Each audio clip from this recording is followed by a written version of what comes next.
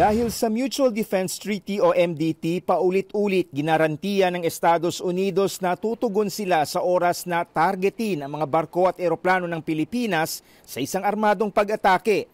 Sa paulit-ulit rin na panggigipit ng China kabilang ang pagtutok ng military-grade laser sa barko ng Philippine Coast Guard at pambobomba ng water cannon sa mga Filipino supply boat, napapaisip si AFP Western Command Chief Alberto Carlos.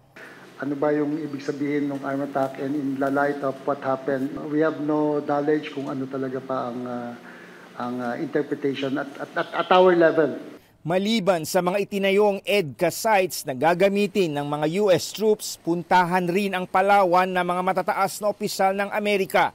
Kabilang dito si Vice President Kamala Harris noong isang taon.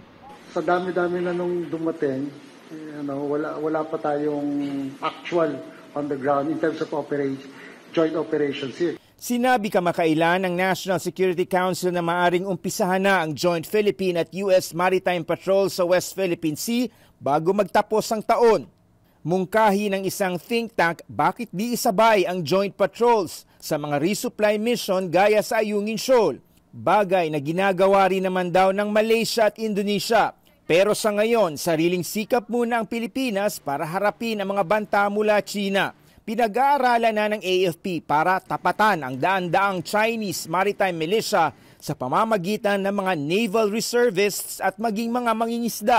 Turuan natin sila paano sila makakatulong sa pagdepensa ng ating bansa. Dinipensahan naman ng AFP ang pagpapadala nito ng mga opisyal para mag-aral sa China. Isa sa kanila mismo si Vice Admiral Carlos. Are they questioning with my attendance to China, questioning my loyalty? Nilinaw naman ni General Bronner na dating commandant ng Philippine Military Academy, tanging sa US, Japan, Australia at South Korea pinapadala ang mga kadete. We have about 45 Filipino cadets now studying abroad, pero wala sa China. Hindi pa masabi ng AFP kung ipahihinto na nila ang military exchange program sa China gaya ng hinihiling ng ilang mambabatas. David Santos, CNN Philippines.